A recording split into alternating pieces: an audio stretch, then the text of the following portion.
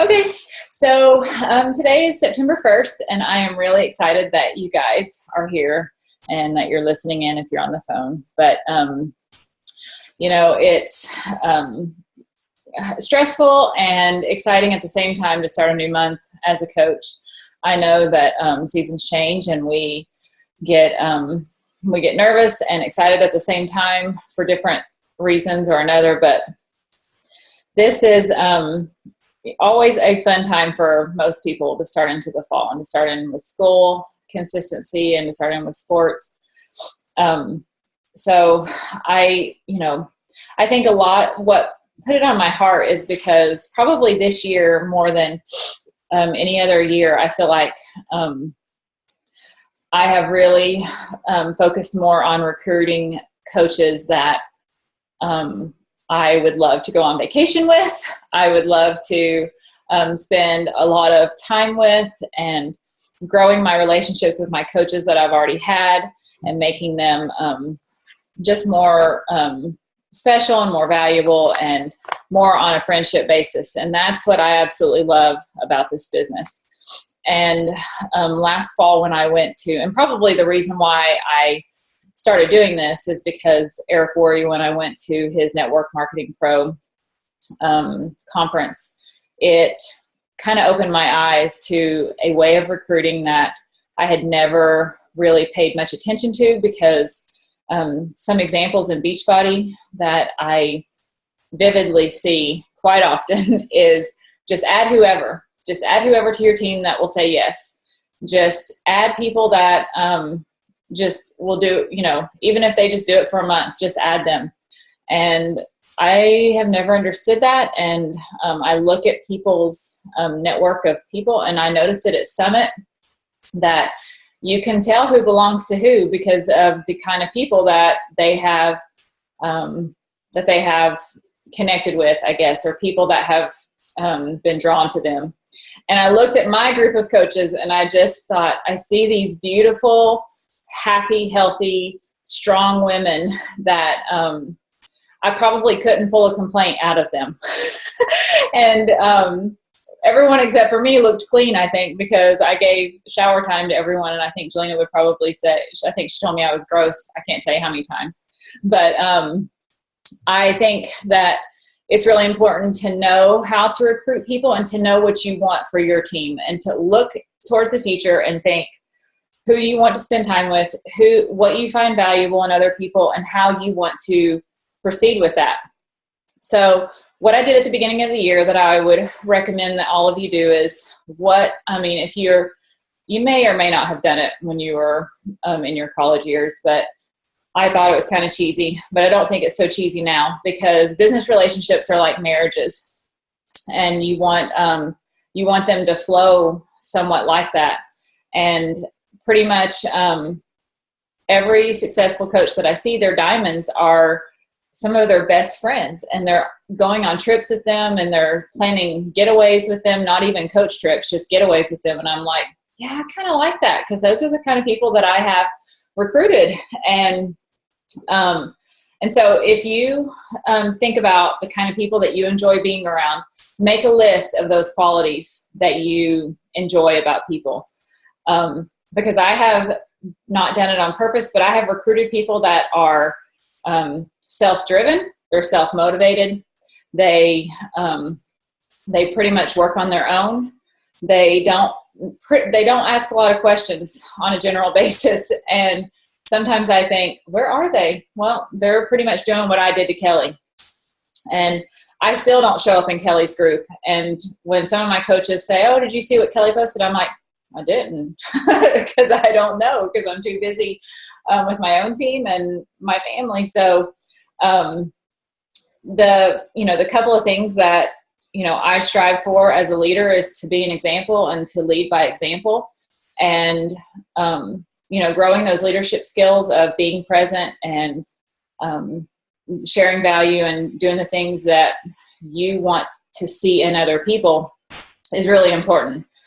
Because I'll start off with telling you that I have this posted in my office upstairs that you have to remember, and Eric Worre said this 1,001 times, people do not join the business. They join you. They join your family and your friendship and pretty much your boat. And so tip number one, I'm probably going to look at my notes because I have a whole lot of notes and I don't want to mess up on you. But tip number one is to approach your business as a way of helping people rather than selling them our products. And I just shared with my new coach this morning that you will never see me post things about Shakeology on my Facebook page. You will never see me name drop programs. And it's because I don't want people to connect me with program to me. And there's nothing wrong with that if there are coaches that do that. And I think that that's great for them. But for me, I like to be who I am, and I want to be able to share who I am. And I found that when I posted things about the products, then that's all people saw me as. All they saw me as was a Beachbody coach. And they forgot that I'm a military wife. They forgot that I'm a homeschool mom. They forgot that I have hard days. So if I posted something hard, they're like, oh, that's not her. She's P90X or she's Shakeology. And that's, that's not what I wanted people to see me as. So to avoid that, you want to share value. When you're sharing value, people will connect with you and start to connect with the things that you're sharing, which essentially is branding. And so most of my new coaches have heard that term about branding yourself. And my good friend April McDonald is one of my favorite branders, honestly, because she has branded herself with Chipotle. When people eat at Chipotle, they think of her and they tag her almost every time they eat at Chipotle. And probably over the last year and a half, I have had people, and it makes me laugh, I have had people, and even my coach Bree told me this not too long ago. She was like, when I eat things, I think, would Brooke eat this? And it made me laugh because people have said, I think about when I eat food, if this is something that you would eat or if this is something that you would buy. And so think about when you're branding yourself with people, that's what they're going to connect with. And there are going to be people that start a relationship with you through your posts, through comments, that are attracted to that brand. And that's so important for you and building your team. I can't say it enough that you want to have like-minded people on your team, and like-minded people create a healthy business marriage in so many ways. So once that relationship starts, you're going to focus on that person and how you can help them with whatever issues or struggles or whatever they're having, in the health and fitness. You're not a therapist, so that's not where I'm going, but you want to be able to connect the value that you're sharing to the health and fitness problems that they may or may not be having, and want to be able to connect in that way with that relationship. So to do that, you want to be clear about what you're sharing, because you can attract the wrong kind of people, and sometimes by some of the things that you might be sharing. And we do that innocently because we think we might like this one thing and it doesn't really have value to the majority of the people that we're looking for. I really don't have any good examples because a lot of my coaches don't do that, but I've seen it with a couple of other people that that are on some of the teams that I'm connected with through some of the business conferences that I've been to, and I think, why did they post that? It's very disconnected, from who they are. So be really clear about what you're sharing. Be positive, be inviting, be engaging. And I got to tell you, it cracks me up when I here lately, just because I'm so fuzzy-headed with just how my life has been over the last few months. I used to be really good at this, and I see some of my coaches that are really good at it now, and I like it. But I really used to be really good at questions. And so if you're kind of lost on how to engage people, ask questions. If you are looking for a ketchup recipe, but you already have one, and or you're thinking of something to ask people, but you already have an idea, or you already have what you're looking for, share it. Like my whole post this morning about being an invisible mom, I had a YouTube video that I watch probably once a month just so that I can be reminded that I'm not invisible before the Lord. And so I thought, how can I share that without just posting the video, without just like being generic and posting a YouTube video? Because I was really feeling invisible this morning. And so think about creative ways that you can share value with people. The other night I thought Jennifer had told me about a YouTube video that I hadn't heard of, or not a YouTube, I'm sorry, a Netflix video that I had not seen, and it was a health-minded one. And I had texted her, and she wasn't feeling good, so she was already in bed. Girl, it was 8:45. But anyways, I thought, well, let me just ask on Facebook and see what people will post. And of course, I had seen all the ones on there that everyone recommended, except the one that Jennifer had told me about. So she texted me the next morning. I'm like, oh, I just started watching an old one that I had seen before. And so, be attractive with your post, and either make people laugh. And, yesterday I was spontaneous and took my daughter to do something fun for her birthday, just her and I. And I had no idea that I would even have anything to post from that. That was not my intention at all. And then when the lady was showing me the video and she said, and yeah, you can buy this. And I'm like, oh, I'm seriously buying it. It's hilarious. And so I thought, just be attractive in a way that keeps people coming back and keeps people looking for you. Like, you want people to say, I wonder what Brooke's going to post today, because she's, she does some crazy things here and there, and she has her fitness stuff, and she has food stuff sometimes, and and keep people guessing at what you might post next, but always having in mind that you're trying to attract a certain kind of people. Side note here, the new coach that I signed up this morning, she asked me, she said, so how many vegans do you have on your team? Because that's one of the reasons that she connected with me. And I said, I actually have no vegans on my team. Like, no vegans. And she said, really? And she's like, you're so bold about that. I said, but I'm actually not. I said, you never see pictures of animal products on my plate, but I said, I don't just come right out and say that I'm vegan all the time, and I don't post animal rights stuff. And she said, well, that surprises me. I said, well, that's an important part of my life, but more importantly, I focus on clean eating and eating clean no matter what kind of diet that you eat. So that to me is not the most important part of who I am. It is the part that I like to connect people with, the clean food eating part. So when you have done all of this and you're posting attractive things and you're sharing value and you're being positive and you're being inviting, the relationship starts to build. And I'm sure that most of you have known this and seen this, and you're probably waiting for people to say yes because you've already sent these invites out. Because this is not on the line of you finding someone on Instagram or finding someone on Pinterest or getting a contact. I mean, very few people that I have signed up are people that I just met just like that. And part of me is thankful for that, because I have not signed up people that will cut things off with me if they quit, because we have a relationship and it's not all about Beachbody.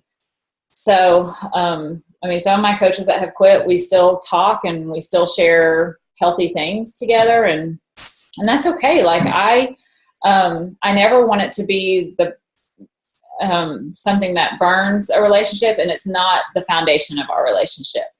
So when you're talking to someone as you're building that relationship, because they've connected with you, watch for cues to see if they belong on your team. I mean, I've shared with you before that there's been certain things that girls have said to me that I'm like, oh, I don't really match up with that. And that's fine for them. That's really fine for them. But if you want to have a good business marriage, then you want to have some core values on what you believe in and what you agree with to be really important for them and for you. And it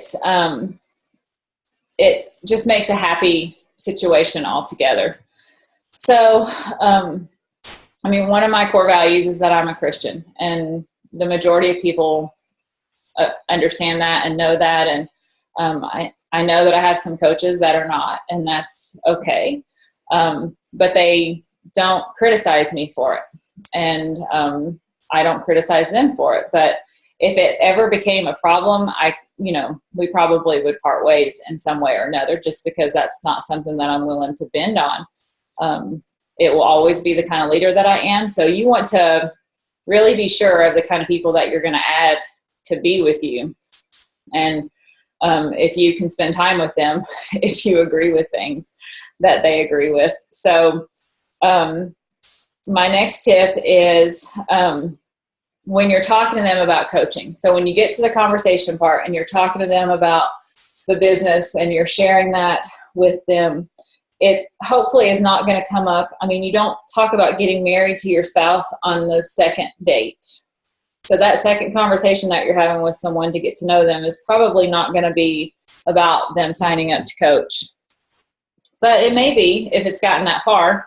But so you want to encourage them to share more about themselves so that you can learn more about them and learn kind of what their goals are in life and what they're looking for. And if that was the beginning of your conversation, then by all means, lead right into that. But something that Eric Worre said that I am a big fan of is that, and you probably see me post it all the time, and I probably burned you on it, but I don't care because I don't want you to ever forget it, that if you're going to be a successful Beachbody coach or just a network marketer, as Eric Worre puts it, we don't build relationships solely just for the business. We build friendships. And these friendships are what fuel your team growth, your coaches to want to work with you, to want to be engaged, to want to work their business. Very, very often, if you're not able to build a relationship with your coaches after they've signed up, they're typically the ones that fall off. And it's not because you've done anything wrong. It could just be because the timing doesn't work out. You can't hardly ever get on the phone with them, or they live, across the country, and it's impossible, obviously, to get together with them and hang out. And I'm not saying that ever that you have to sign up people that, live down the road from you or live in your town just so that you can hang out. But it's so important to have relationships with these people as they're growing their business and to really enjoy their friendship. And so that's why probably you've seen I have a lot of my good friends on the team, people that I've known for a long time, that I enjoy hanging out with them. Not just about the business, but just because I enjoy hanging out with them. So if you focus on your goal should not be immediately to recruit people whatsoever. So when you're focusing on getting new customers or new distributors for products every single month, when you're working yourself to the bone because you think you need customers and you think you need to sell X amount of challenge packs, it just runs you down. It completely runs you down. And that's really not what we're in the business of doing. And everyone feels differently about that, but it's not always about the number. It is about the quality. And I've listened to many, many national wake-up calls about finding quality challengers for your groups. So if you sell, and you can't control that. You can have you can control it somewhat. But if you have people that are gung-ho and want to, that have their goals, they've told you their goals and they are excited and they're already prepping for their challenge pack to arrive, and then they never post one thing in the challenge group. And you're like, I expected so much out of them and they haven't done anything. Well, that's not your fault, because you pretty much predicted that they would be a good challenger, and then they weren't. Pretty much my good challengers that I sign up, because this will tell you something, are usually turn into coaches eventually. I may not be able to convince them in the first month, but when they start sending me people that they have told about Shakeology to, or they've tried to refer me to people, I'm like, I'm sorry, you need to sign up to sell it to them because you have a relationship with them. It goes back to all about relationship, because I have had customers that have tried to send me referrals, and those people never buy anything from me. And the reason is because I don't have a relationship with them. And that is so important for you to understand when you're trying to sell things to people, just because you're trying to sell it, not because you're trying to build a relationship. So the foundation always in recruiting coaches and customers, challengers, is all about the relationship. So going back to a little bit about the challengers, and I'll tell you this, and I have one last thing so we can get questions. But your genuine desire is to help other people succeed, is very unselfish. And so when you're loving on people and you're sharing, and they're sharing with their goals with you, or their goals with you, and you're trying to connect them with the right thing that can help them with their goals, it's the most unselfish thing for you to find what's best for them. And looking at the 21-day fix, that might not be the best thing for someone.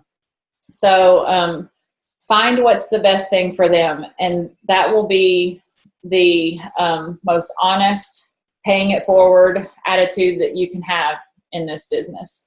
So, it is a kind of a catch-22 when you are getting good challengers and you're thinking, and I've texted some of my coaches and I've said, they need to be a coach. They are a fabulous challenger.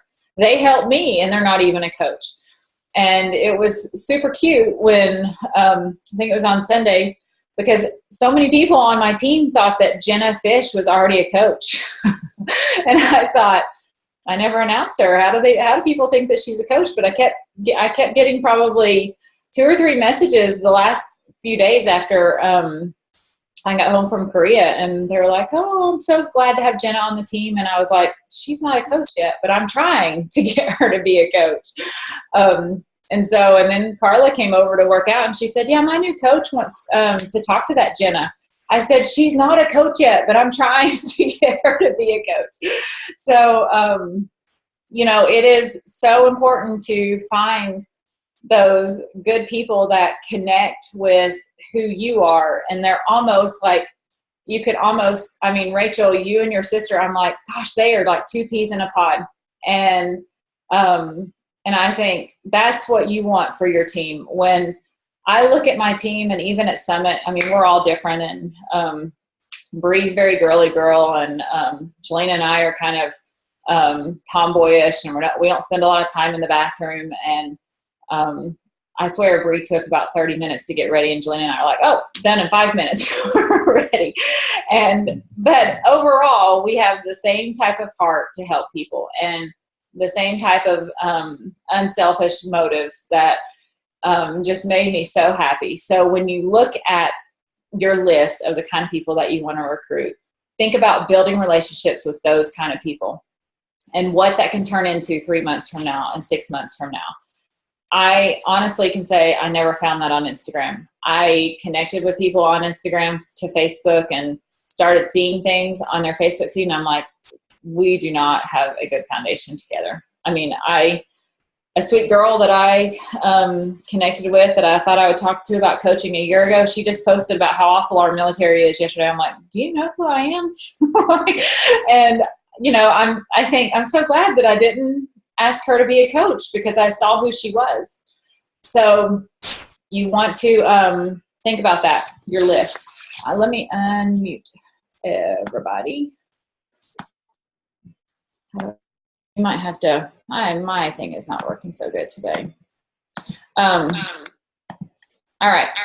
Does anyone have any questions about all of that information? Or if you have any problems with recruiting that I can help you with. I don't think of any questions. I think my biggest thing is I've noticed, even like my closest friends, it's something they're not even interested in, not even like the recruiting aspect, but just like free challenges, 21-day challenge. They want nothing. It's just different for me.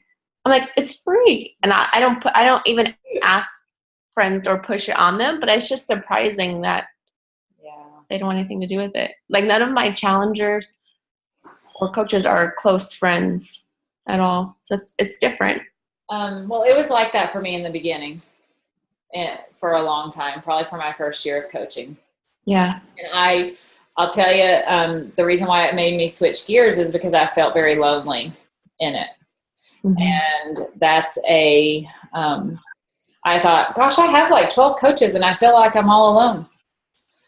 And that's a really hard place to be in. And so that's why I wanted to talk to you about this, because it's near and dear to my heart, because I used to tell Wes, I want to give up because none of my friends want to join me. None of the people that I know very well. I couldn't even get my mom to sign up.